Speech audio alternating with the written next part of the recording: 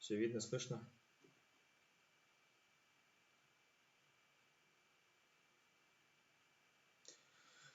Здравствуйте, дорогие друзья! Спасибо тем, кто еще остался и у кого хватило терпения досидеть сегодня.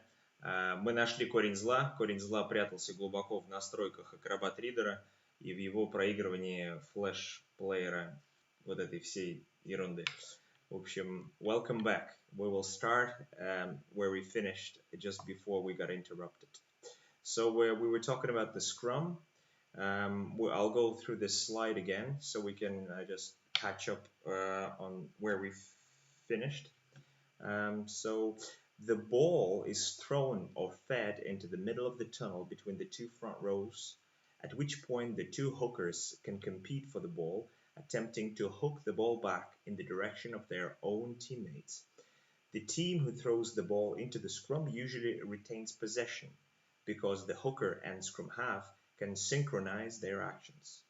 Once possession has been secured, a team can keep the ball on the ground and in scrum and attempt to drive the opposition down the field. Alternatively, they can bring the ball to the hindmost foot of the scrum, where the ball may be picked up by the number 8 or passed by the scrum half to the backs to resume the open play. Okay, now the most important bit. We try to play this video. Excellent. Okay, watching this. So this is a scrum back from November test match against Japan. This is a scrum in the middle of the field. You see the number 8, the whole pack is driving together. The ball is at number 8's feet, at which point he's got an option to pass, or he decides to run and take the ball into the contact. He slipped a little bit, so he couldn't make the ground, but it's usually quite effective. So we'll watch another scrum and see what other option there is from the scrum. Obviously, these are the two most popular options. Okay, watch this one. This is from the test game against Namibia. We played in Krasnodar. Scrum just close to the touchline. The ball to the number 8's feet, and the number 9 passes to 10, 10 passes to 13. A good option to get the ball to the backs to run in the open field, attack from your own 22 with the winger was dropped back. All these space is open for attack. Okay, let's carry on. Next. So, scrummaging is a very technical area of the game. The forwards use their strength, their weight, and technique to win clean possession and allow the ball to travel smoothly through to the backs, where it's to travel smoothly through to the back of the scrum, where it's picked up by the scrum half or number 8. The opposition forwards will try to disrupt possession by pushing forward or wheeling the scrum, which is illegal, by the way, but might not always be picked up by the referee. The scrum half, not putting the ball into the scrum, may stand near the scrum. Any other player not part of the scrum must stay behind their offside line, which means staying at least 5 meters behind the back of the scrum. I highlighted the last bit here. This is important. Any team who has a strong scrummaging pack may focus their game plan on this feature of their game, which makes them a very difficult side to beat. So we'll see a few good scrums, some attacking and some defending set pieces. So this is a Wales against South Africa a few years ago, maybe 2-3 years ago, maybe 4. But this is an excellent scrum from Wales. Around halfway line, ball in, all 8 people working together, driving straight. The South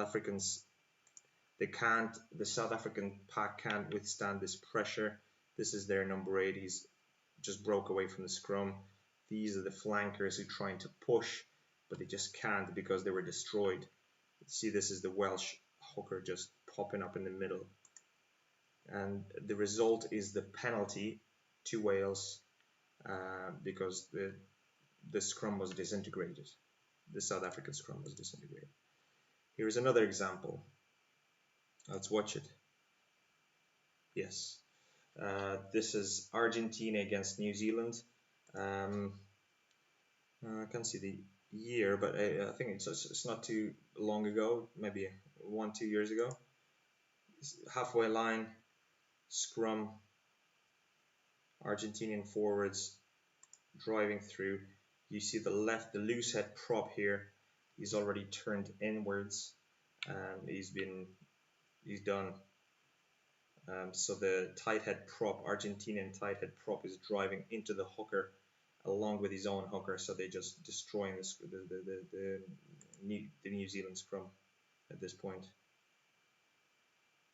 Again, the head pops up. The New Zealand head pops up first. Whose head pops up first? He's the offender. Penalty against New Zealand. I think it was maybe more than 2 years ago, maybe 3 or 4 or 5. Okay, another one.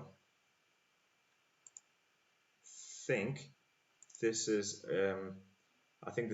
a good drive against the head, which means it's the opposition ball. We see, who's this?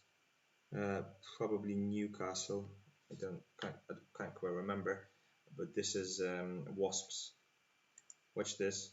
Ball in, and then the drive from the defending team starts to push forward.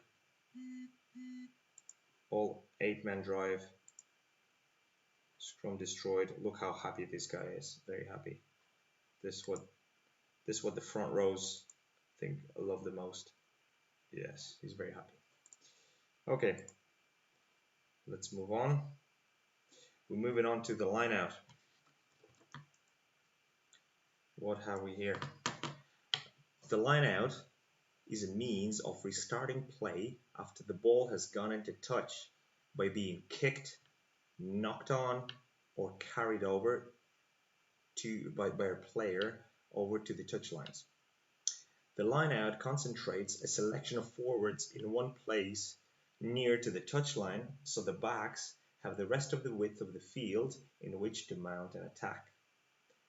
Forwards from the two teams form two close parallel lines 1 meter apart, and a player throws in the ball from outside the field of play.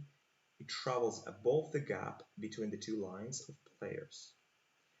The goal for the forwards is to win possession and to distribute the ball effectively to the back line, or set up a driving ball, for example. So here we see there is a hooker. The two lines are 1 meter.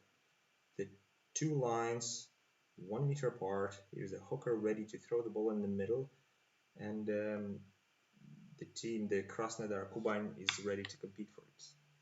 Let's move on to the next slide. The hooker throws the ball down the corridor between these two lines of players. The front of the lineout must not be positioned closer than 5 meters to the touchline, and the ball must go at least 5 meters. No member of the lineout may stand beyond the 15-meter line from the touchline before the lineout has been played. Locks are the main jumpers in the lineout, along with some of the members of the back row. Props assist the locks and back rowers by lifting them and keeping them in the air by supporting their legs. Because the thrower's teammates know where the throw is likely to go, that team has an advantage in retaining possession. However, with speed of thought and good movement, the opposition can contest for the ball, and the lineout rarely results in a turnover possession. Safety is a prime concern, and any player who is off the ground must be supported until that player returns to the ground, and may not be tackled or shoved while in the air. Here, great lineout from the World Cup in the opening match against Japan. Look how high both players get. Okay, move on. So, continuing, we're keeping going with the lineout. There are usually several possible outcomes once the possession of the ball has been secured. The most popular of them are the forwards may decide to set up a maul. The ball carrier is held by one or more opponents, and one or more of his teammates bind as well. A maul therefore needs a minimum of 3 players. The maul can be driven towards the opponent's goal line, with the ball being passed backwards between the players in the maul and eventually passed to a player who is not part of the maul. For example, scrum half may take the ball out of the maul and kick a box kick or pass to the backs. Or a player can leave the maul carrying the ball and run with it, like breakaway from the maul it's called. The team may choose to give the ball to the backs, who will use their speed, strength, and evasion techniques to gain territory. That's the second option, the most popular option from the line-out. Statistically speaking, line-out is one of the most prolific attacking weapons a team may have. Many tries in the world of rugby originate from a line-out. Let's watch a few examples of line-out plays.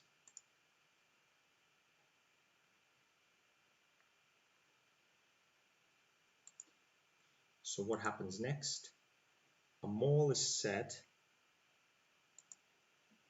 This part of the field is just on the right side of the halfway line, so on Russia's halfway line, and Russia is setting up maul to gather as many people as possible in this maul to then kick the ball high for chase, for box kick from 9. Again, the maul has been set, the ball is behind for 9 to get the ball out, and 9 is gonna kick the ball high, or box kick, for the line to chase. Let's have another example. This is from the same game. Again, the forwards play a little move in the line-out. I think there was a fake jump from one of the players, like a fake movement. Yes, there you go. Get the ball, pass it back to 9, and the ball out to the back line. Okay, let's see another one. This is from the World Cup game against Samoa. What happens here? Ball to the back. One of the hardest balls for the hooker to throw is to the back of the line out, because the level of synchronization between the players is huge. Everything has to go to the split of a second, the jump, the throw, and the weather in Japan was very wet. The ball was very slippery, so this is a great line out. So the ball is passed to 10. We see this chase line is ready. The kick goes through. And all these space behind will probably kicked a little bit longer as well, and all this space will be ready for a Russian attack to flood through. Okay, one more slide about the line out. The throw-ins may be taken quickly. Kicking for touch can make huge gains in territory. To discourage teams from kicking too far into touch, the catchers are allowed to throw the ball in quickly from out of play to his teammate or even to himself, waiting in the field of play. It must be done with the same ball that went into touch, without anyone else touching the ball before that, and from or before the mark where it crossed the touch line, and before the line out has actually been formed. Let's see a couple of examples of a quick throw and when it's done. Same game against Japan in November. A long kick, huge kick from Yuri. It just goes in touch. The ball just crosses into touch here, and a quick throw to resume play. If the ball went into the stand, this would have been a huge opportunity. If the ball bounced into the stand, the player couldn't recover it, and then the line out would be just around here. This would be huge from a scrum inside your own 22 to the line out, opposition line out, inside of the opposition 22. This would have been a great result. Another example of quick throw in. South Africa against Australia a few years back. Bam! Great kick out. Quick throw in, and a good attack from that. Let's see it again. This is a good example. A good cover by the fullback. Great kick under pressure. Ball goes out, but thrown in straight away with the player who threw it in support, attacking the opposition. This is how the quick throw-ins are done. Let's move on to the kickoff. Another set piece. Each half of the game is restarted with a drop kick. Is dropping the ball and kicking it on a rebound from the middle of the field. The teams also restart in the same manner after each score. The ball must travel at least 10 meters to become playable. However, the receiving team may choose to play the ball even when it didn't. If the ball didn't travel 10 meters, or it went straight into touch, the receiving team may choose to repeat the restart, or take a scrum from the halfway line, or take a line out or a quick throw. What have we here? Next. Yeah, picture. This is picture here for a reason. We see a halfway line, we see a kicker, we see a pack of forwards on one side, and I think some backs on the other. And this is a standard setup for a restart for kickoff. Forwards on one side, backs on the other, and kicking is probably just about to kick it long into deep into right corner. Okay. What's next? There's a number of different options of kickoffs that a team may employ depending on numerous variables, like the score in the game, team's tactics, team's strengths and weaknesses, team's objectives, etc. The most popular options are a long kickoff is when you kick deep into the opposition half, usually somewhere close to the touchline. It brings good gain in ground, but little chance of getting possession when the ball lands. The main idea is to have a good chasing line and put pressure on the opposition close to their 22-meter line to make them kick into touch, and as a result get a line out somewhere inside of the opposition half. Another option is a short kickoff. Kick it reasonably short with the hope to regain possession by competing with the opposition to catch the ball. Let's see the two options. There are, again, same game. Deep kick, good catch, but tackled straight away. All the players on their feet, ready to tackle and ready to put the pressure. Look how ready they are. Double tackle. Russia ends up putting in 1, 2, 3, 4, 5 players into that ruck before they can exit, before number 9 can actually get a chance to kick. And a great chase and good tackle by Tagir.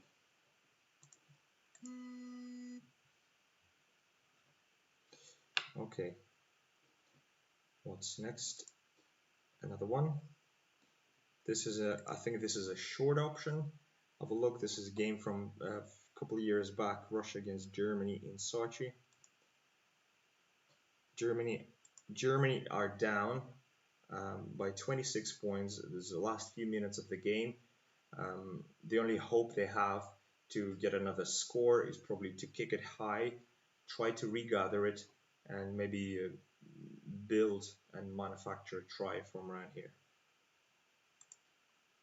So they kick it high, they slap it back, and they regain possession here. And now Germany will have to, try to make something out of this situation.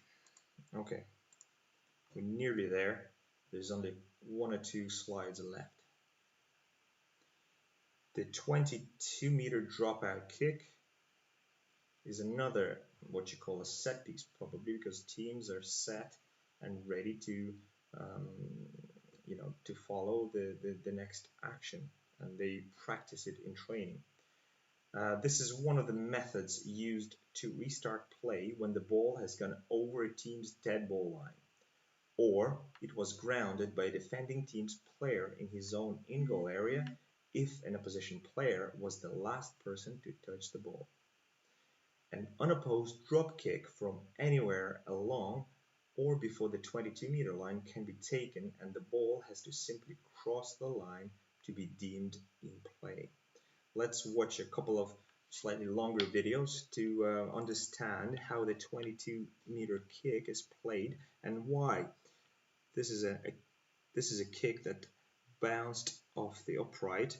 It was grounded by the Italian player, and now the 22 dropout is called.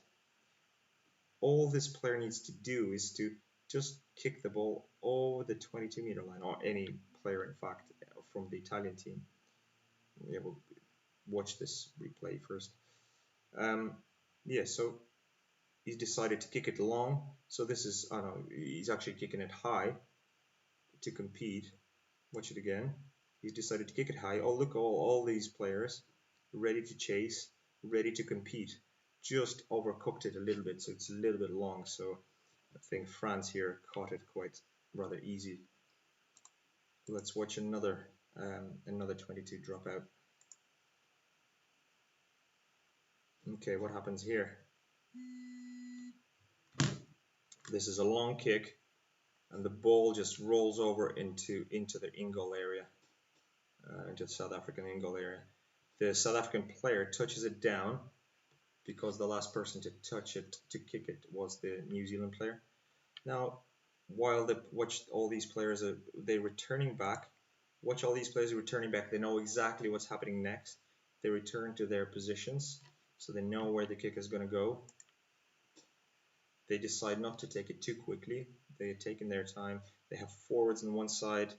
I think this is a couple of back rowers on this side, just to have a big line of chase. And they kick it quite high and quite long, and able to compete and nearly get it back.